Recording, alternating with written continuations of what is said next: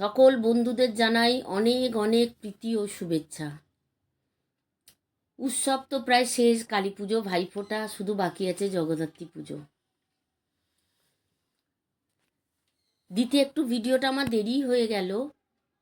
তা আজকে আমি দিচ্ছি কালী পুজোর রাতেই। আমাদের এই কালী পুজোর রাত বলতেই মধ্য কলকাতা আমায় স্ট্রিট অঞ্চল।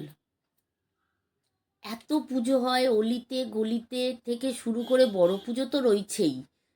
সত্যি কথা মন ভরে যায়। কালী পুজো কিন্তু একটা দিনের পুজো হলেও পুজো কিন্তু রেস থাকে 4-5 দিন। এত বাজি পোড়ানো, এত মানে চেনা রাস্তায় তখন অচেনা মনে হয়, এত ভালো লাগে।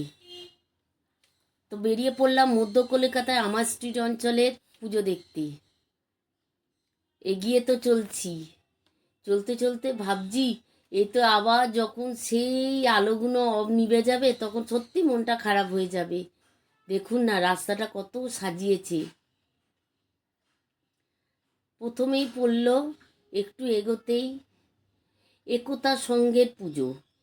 এখানে প্রচুর প্রোগ্রাম হয় জানেন। এই একতা সংঘের যে পুজোটা, প্যান্ডেলটা দেখতে পাচ্ছেন, এখানে প্রচুর গান বাজনাও হয়, ভালো লাগে। কিন্তু আমি একবার খালি ঠাকুর দেখতে এসে দেখেছিলাম, বেশ প্রচুর ভিড় হয়। আমার স্ট্রিট মানেই তো সকলে জানেন, যারা পুজো দেখতে আসেন প্রচুর প্রচুর ভিড় হয়।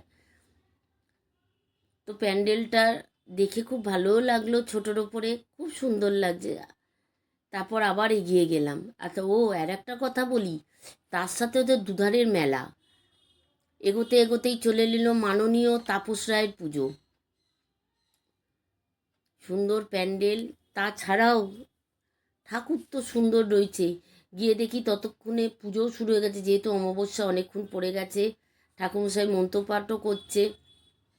তারপরে এগিয়ে গেলাম, এগোতে এগোতেই দেখছি এটা স্বর্গীয় সোমেন মিত্রর পুজো। খুব সুন্দর ঠাকুর। প্রত্যেকটা ঠাকুর আমার স্ট্রিটে যতগুলো প্যান্ডেল হয় খুব ভালো লাগে দেখতে। আবার এগোতে থাকলাম।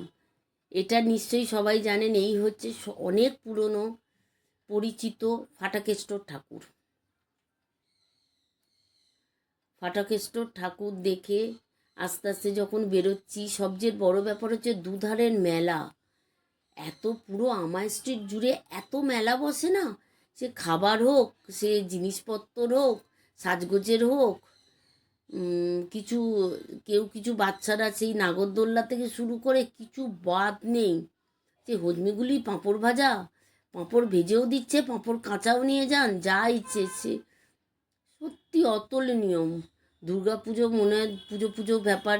সত্যি কথা, এই আমার স্ট্রিটের এই রাস্তাটায় যারা একটু দূরে থাকেন তারা যদি আসেন দেখবেন এত ভালো লাগে। এটা সোমেন মিত্রর প্যান্ডেলের পুজো। দেখতে দেখতে এবার তো বাড়ির দিকে যেতে হচ্ছে।